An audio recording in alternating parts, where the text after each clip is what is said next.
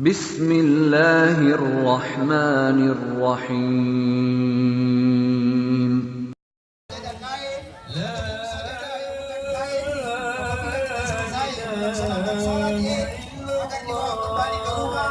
Atau untuk khusus sajalah yang bukan kain bisa disimpan di bersih adalah sebahagian dari iman kita. Allahu Akbar, Allahu Akbar, Allahu Akbar, Allahu Akbar, Allahu Akbar. La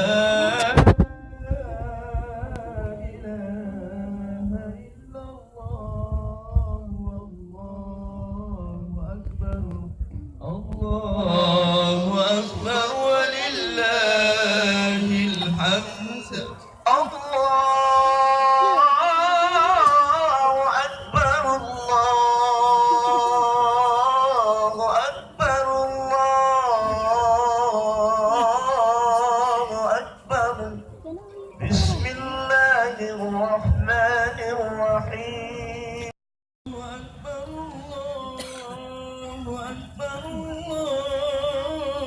Pakai tasbih.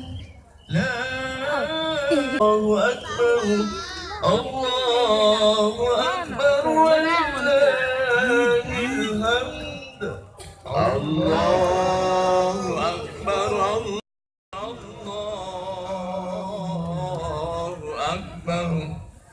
La ilaha illallah, Allahu Akbar. Allahu Akbar walillahil hamd. Allahu Akbar.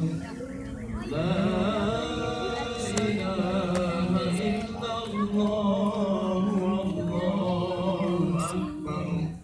Allahu Akbar walillahil hamd. Allahu Akbar, Allahu Akbar, Allahu Akbar. La ilaha. Allahu Akbar, Allahu Akbar. Jemaah sekalian bisa sedikit mempersembahkanlah Allahu Akbar untuk memasuki lokasi. Jemaah yang dari utara juga dari selatan.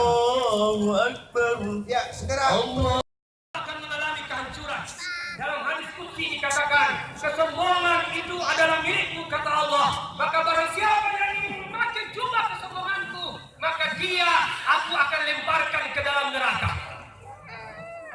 Nabi Musa alaihissalam pernah ditanya oleh Allah, dipanggil oleh Allah. Hai Musa, Rehan. coba Musa, kau cari di antara hambaku di dunia ini. Kau pergi cari sana. Yang kau merasa kamu lebih hebat dari dia, kamu merasa lebih tinggi derajatmu dari dia. Musa pun pergi mencari, dan akhirnya Musa tidak pernah menemukan sesuatu kecuali dia mengambil dan menarik